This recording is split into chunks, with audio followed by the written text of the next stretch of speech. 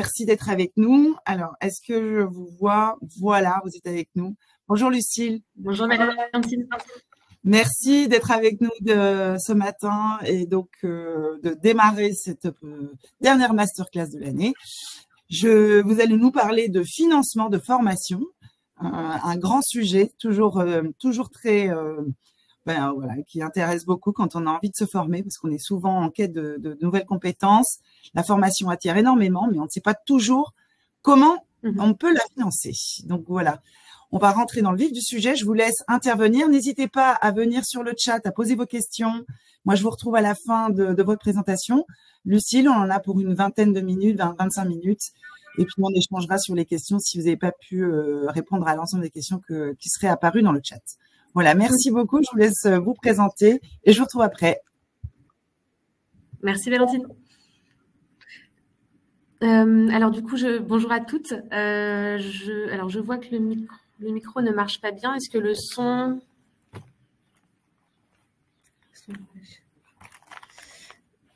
Bon, je vais essayer comme ça et vous me direz si le son fonctionne bien. Alors bonjour à toutes, moi j'appelle Lucille Doucher, je travaille, alors vous le voyez derrière, pour le Proche Info Formation, qui est un dispositif de la région qui vise en fait à vous informer sur l'accès à la formation et sur le marché de l'emploi. Donc là, moi aujourd'hui, ma mission, ça va être de vous présenter justement tous les dispositifs de financement de formation qui vous sont accessibles, soit en tant que chercheur d'emploi, soit en tant que salarié aussi. On abordera un dispositif en tant que salarié quand on pense à de la reconversion. Donc là, on va aborder la formation à la fois pour se reconvertir, mais aussi pour évoluer.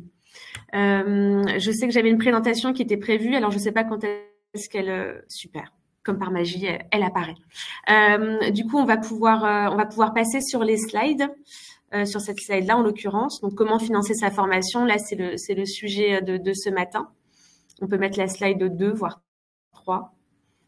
Ouais, 2, ce sera très bien. Du coup, je vous expliquais le Proche Info Formation, donc bien dispositif de la région. On a une mission d'information, c'est dans le titre, et on vous informe, donc, comme je vous le disais, sur l'accès à la formation, l'offre de formation et sur, grosso modo, le marché de l'emploi. Pour mettre en œuvre cette mission-là, qui nous est confiée par la région, on vous propose des rendez-vous individuels, on vous propose aussi des animations collectives, mais aussi des visites d'entreprise, des visites d'organismes de formation. Et ça peut être intéressant pour vous dans le cadre d'une potentielle reconversion. Enfin, en tout cas, on se pose des questions, on ne sait pas vraiment vers quoi aller. Une visite d'entreprise, ça peut être intéressant puisque généralement, c'est accompagné également de témoignages de salariés qui ont un parcours qui n'est pas forcément dit classique. Donc ça peut aussi inspirer un nouveau parcours pour vous. Et du coup, on s'adresse à toutes donc entreprises, professionnels de l'emploi et de l'insertion, mais aussi et surtout actifs avec ou sans emploi, et dans une moindre mesure, mais ça reste quand même notre cible, les scolaires, apprentis et étudiants. On peut passer sur cette slide-là pour le prochain formation. Donc, on est une petite équipe, là je passe très vite, et on intervient juste Lucille, sur toute la métropole lilloise. Juste vous dire que vous avez la main sur les slides, hein, donc normalement vous pourriez les passer directement. Ah, ok. Et que il y a des questions qui arrivent aussi au fur et à mesure dans le chat. Donc j'en profite pour vous montrer. Il y a des questions par rapport à une personne qui serait auto-entrepreneur qui demande si ce dispositif également pour elle, ou est-ce que c'est dans toutes les régions. Voilà. Les régions. Il y a des bordelais. Ok, oui, j'ouvre le chat. J'ai les questions là. Merci Valentine. Concernant ce dispositif-là, c'est vraiment un dispositif de la région Hauts-de-France. Donc, j'ai pas connaissance d'un équivalent en région Bretagne ou en Aquitaine. Pour autant, je sais qu'en fait, chaque région a la compétence de la formation professionnelle et donc a un budget qui est alloué. La manière dont il l'utilise, ça je pourrais pas vous dire sur toutes les régions, mais en tout cas la région Hauts-de-France, ça fonctionne dans ce sens-là.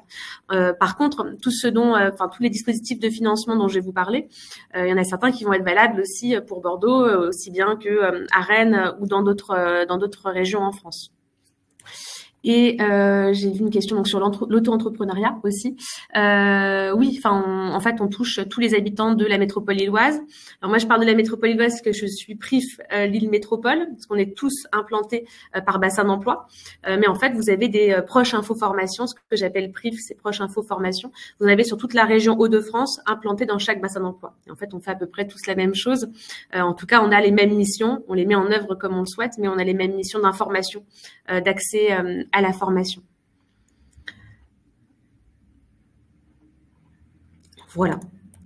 Je passe très vite là-dessus, mais grosso modo, c'est pour vous indiquer qu'on propose des animations collectives. Donc, ça peut être soit des ateliers sur le marché de l'emploi, soit là, ce que je vous propose, c'est-à-dire un éventail des possibilités sur les dispositifs de financement de formation, soit vous présenter une filière avec les opportunités que ça ouvre en termes de carrière, les évolutions possibles, les passerelles possibles, soit on va aborder aussi les visites d'entreprise dont je vous ai parlé, des permanences CPF pour ouvrir votre compte CPF, pour créer votre identité numérique aussi, indispensable à la création d'un compte CPF. Sachez qu'on propose plein de choses. Alors ça, c'est propre à nous sur l'île et sur toute la métropole, mais sachez que d'autres proches info-formations sur la région Hauts-de-France proposent également des animations de ce type en collectif. Au-delà de ça, on propose des animations collectives, on propose aussi des rendez-vous individuels. Ça, je l'aborderai un peu plus loin dans la présentation. Du coup, ce que je vous propose, c'est d'entrer tout de suite dans le sujet en abordant un premier dispositif de formation. Ce dispositif, c'est le programme régional de formation. Comme je vous le disais, chaque région a la compétence de la formation professionnelle. Donc, en fait, quand on souhaite se former, généralement, on va du côté de la région en premier, quand on est demandeur d'emploi. On va frapper à la porte de la région et puis ensuite, on va demander aussi à France Travail. Pourquoi je dis la région en premier, c'est parce que la région, elle finance, alors quelles que soient les régions, elle finance un programme régional de formation dans lequel vous allez avoir un catalogue de formations qui sont financées par la région, c'est-à-dire que des places sont achetées par la région pour les demandeurs d'emploi. Donc là-dessus, dans ce catalogue-là, hop, c'est ce que je vous présente ici. Là, on a destination, alors le plus gros, c'est à destination des demandeurs d'emploi, mais aussi on va toucher les salariés en contrat aidé et les salariés à temps partiel. Ce qu'on constate, alors, c'est qu'on a un retour qui est quand même rapide à l'emploi. Alors, on a une enquête qui est réalisée et qui indique que 60% des formés ont occupé un emploi au cours des 6 mois. Après, cette enquête, elle est un peu perfectible parce qu'en soi, on n'a pas d'autres données qu'à 6 mois, est-ce que la personne est en emploi. Et puis, on a souvent aussi des filières dans lesquelles l'intérim joue beaucoup. Donc, bon, reste à voir, mais en tout cas, ça nous donne quand même un indicateur sur le taux d'insertion. Souvent là-dessus, ce qu'on entend sur le financement des formations de la part de la région, de la part de France Travail, c'est que c'est tout le temps dans les mêmes domaines. Nous, sur la région Hauts-de-France, on est sur 14 domaines d'activités différents. Et encore, parce qu'il y en a certains qui sont mis ensemble, mais qu'on pourrait séparer. Mais ça va aussi bien sur de l'agriculture, environnement, pêche, aquaculture, que sur de l'industrie, de l'informatique, transport logistique ou sport, art, culture. Donc, on est quand même sur des domaines qui sont assez diversifiés. Et on va avoir aussi tout un travail, un soin qui est apporté à la proximité et au maillage territorial. C'est-à-dire qu'on va essayer d'aller mailler le territoire d'organismes de formation qui sont financés par la région sur des actions de formation bien identifiées pour que chacun puisse avoir une solution proche de chez lui. Là, ça compte vraiment. Enfin, ce que j'aborde, c'est vraiment pour la région Hauts-de-France. Je ne sais pas encore une fois comment c'est mis en œuvre dans les autres régions. Sur la région de France, donc on a 2 programmes. On a le programme Se former pour un métier et on a le programme Se spécialiser pour un métier. Donc, Se former pour un métier, là, ce qu'on entend ici, c'est du certifiant. C'est-à-dire qu'en fait, on vous forme à apprendre un métier.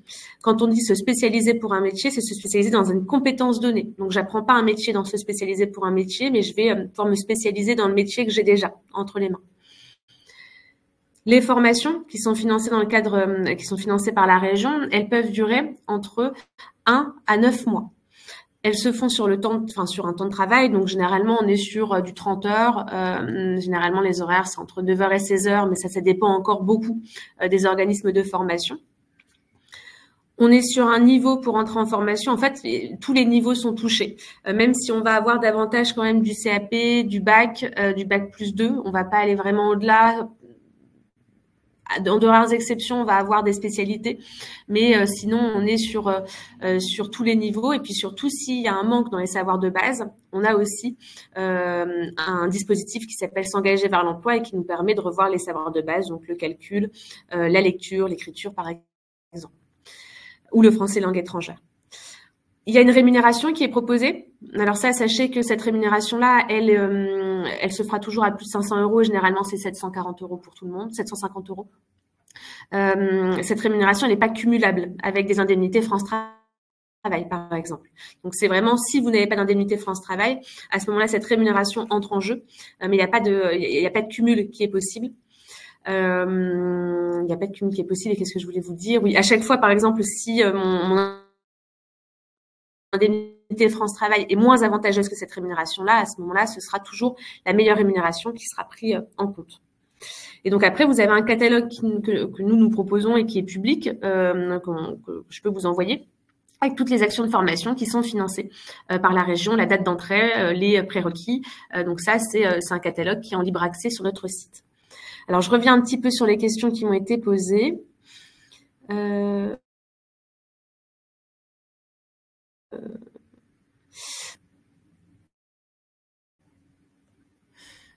Alors, concernant notre conférence par rapport aux autres régions, j'ai pas de connaissance. Alors moi, je sais qu'à la région Hauts-de-France, vous avez un numéro vert que vous pouvez appeler. Alors, je ne sais pas si c'est la même chose, en tout cas dans les autres régions, mais comme je vous disais, comme chaque région a la compétence de la formation professionnelle, il doit y avoir des choses qui sont mises en place dans vos régions.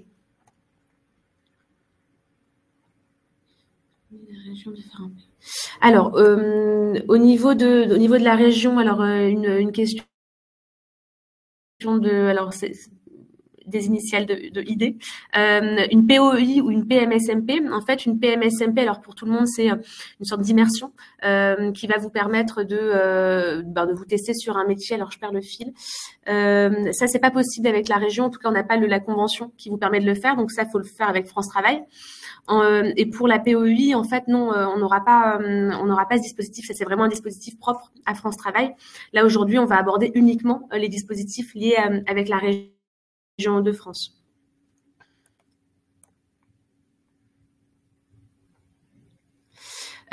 Pour les fonctionnaires qui souhaitent se reconvertir, en fait, nous, on s'adresse vraiment aux salariés du privé.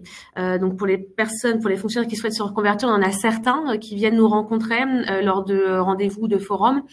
Pour autant, nous, on n'a pas d'outils en fait pour vous accompagner malheureusement. Donc généralement, ce qu'on fait, c'est qu'on vous donne le contact des conseillers en évolution professionnelle de votre fonction publique, qui vous permettent eux d'avoir tous les outils de votre fonction publique pour vous reconvertir.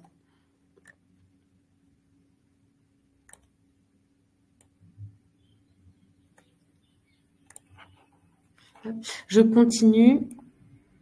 Alors ça, c'était pour le programme régional de formation. Un petit point en vous disant que les personnes qui seraient en situation de handicap, sachez que la région s'engage en lien avec Cap Emploi en tout cas la région, mais surtout les organismes de formation, s'engagent à allonger le parcours de formation jusqu'à 15% de la durée totale pour pouvoir aménager la formation en fonction de vos besoins.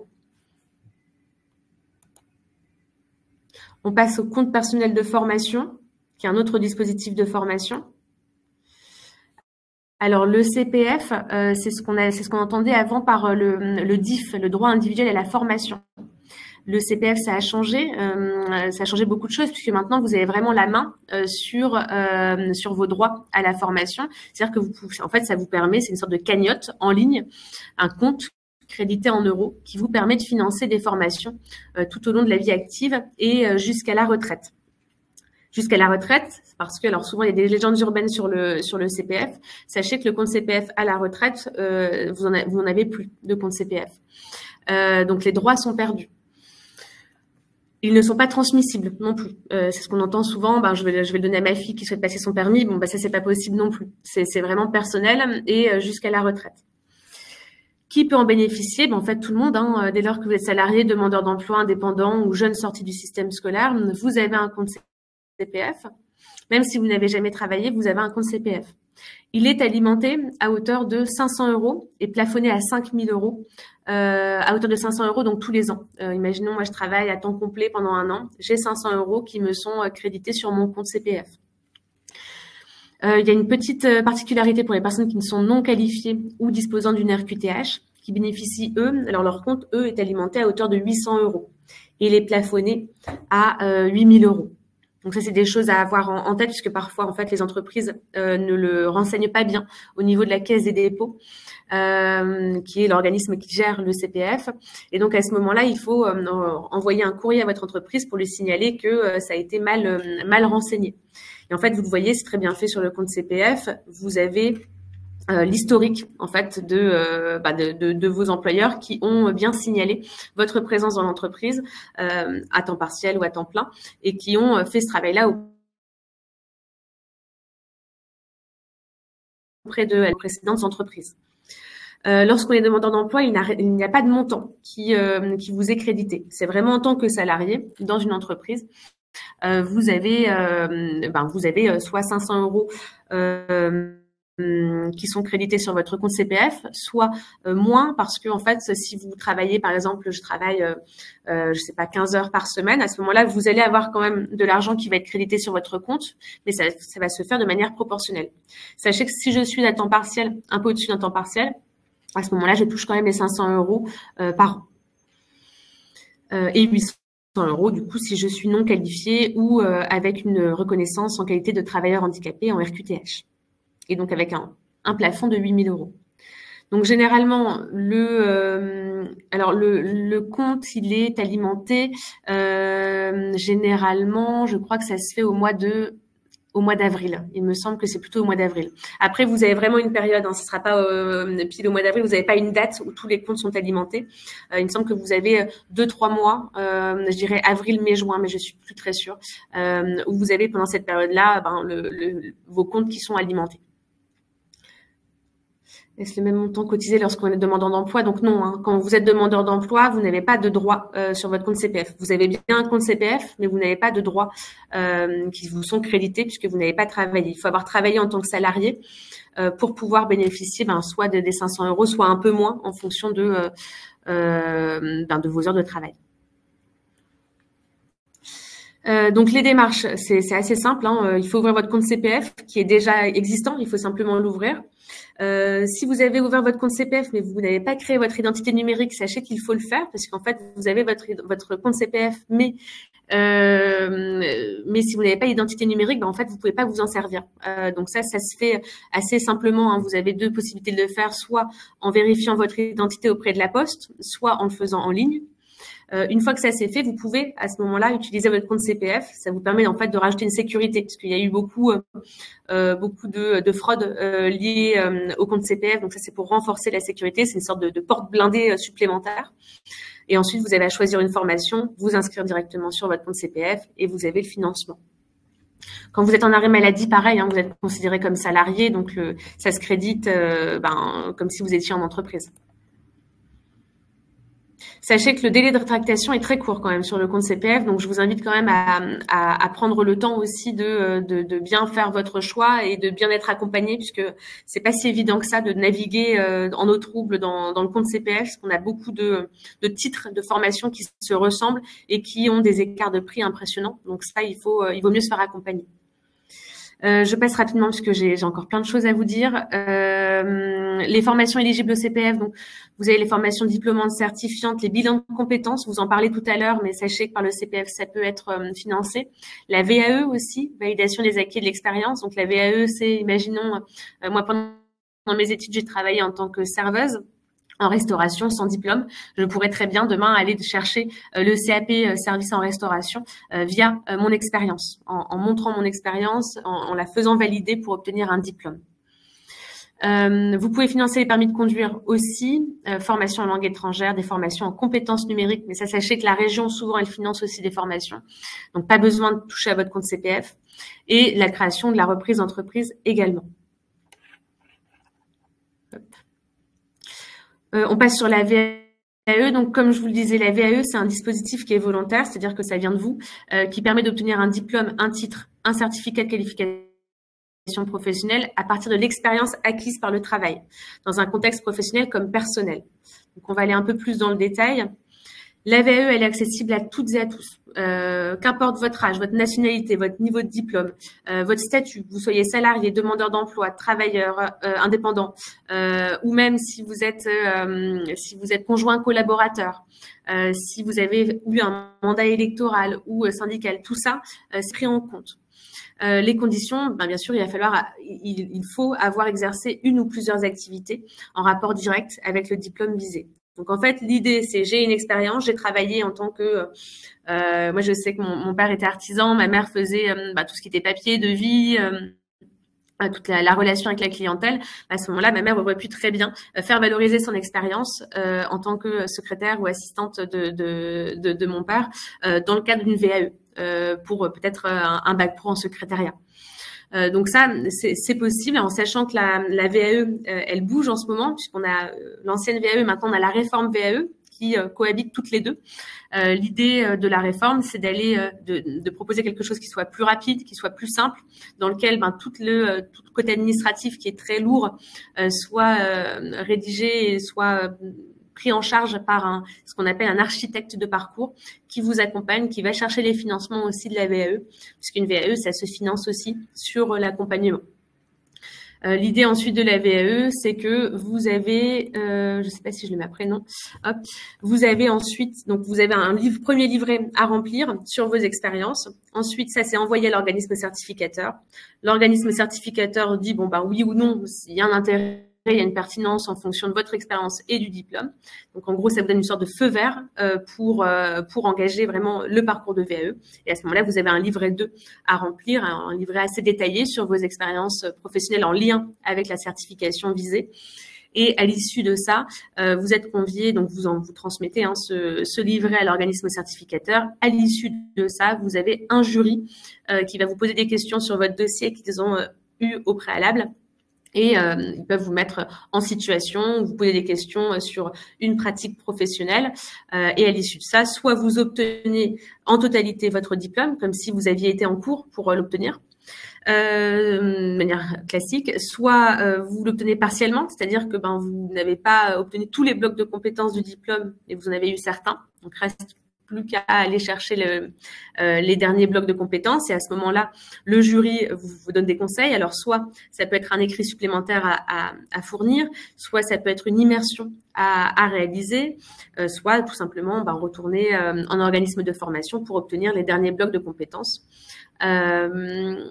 Et en dernier, ça peut être aussi le refus, en tout cas, de l'obtention de la certification, si ça n'a pas été en lien ou ça n'a pas été suffisant, en tout cas pour montrer votre expérience aux yeux du jury.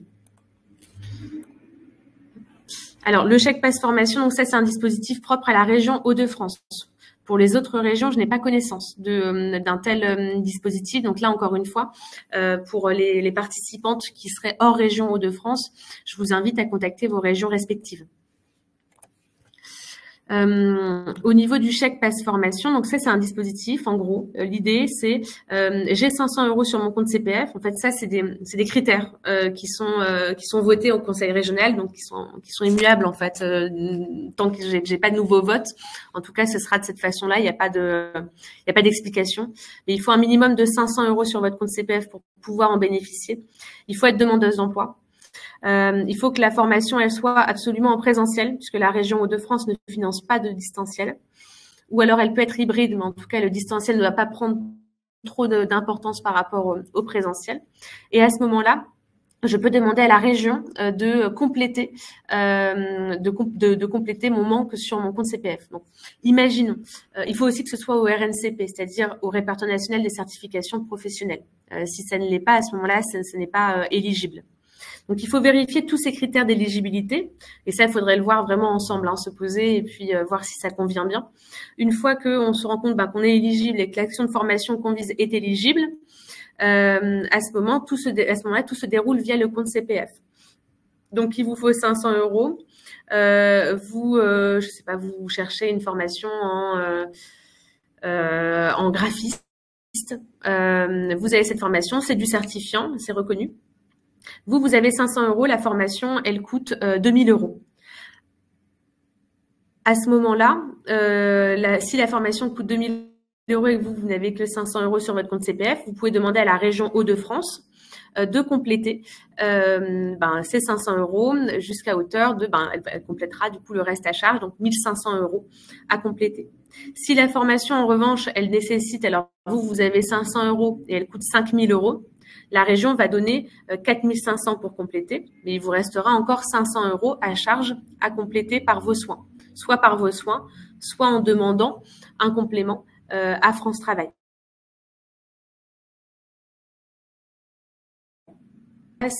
Quand je dis la région, c'est la région Hauts-de-France en fait, qui est un organisme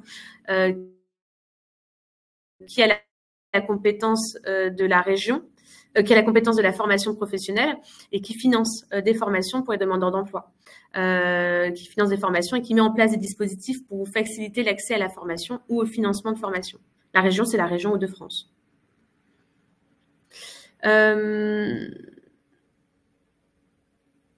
Alors, on est bien obligé de mobiliser la totalité de son compte CPF dans le cadre de ce dispositif-là.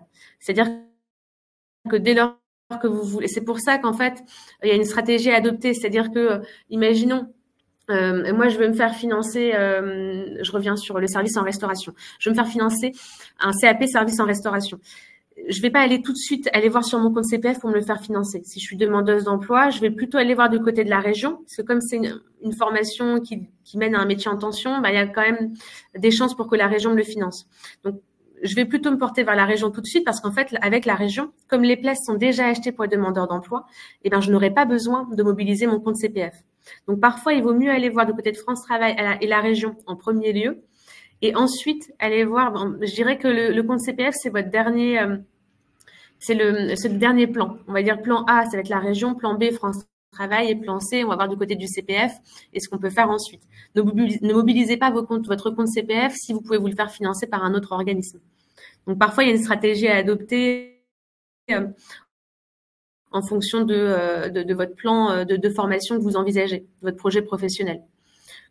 Parce que généralement, une reconversion, alors souvent une formation, ça suffit, mais parfois, vous envisagez 1, 2 ou 3 formations.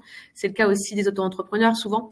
Donc, en revanche, par contre, sur ce dispositif-là, vous êtes bien obligé de mobiliser la totalité du compte CPF.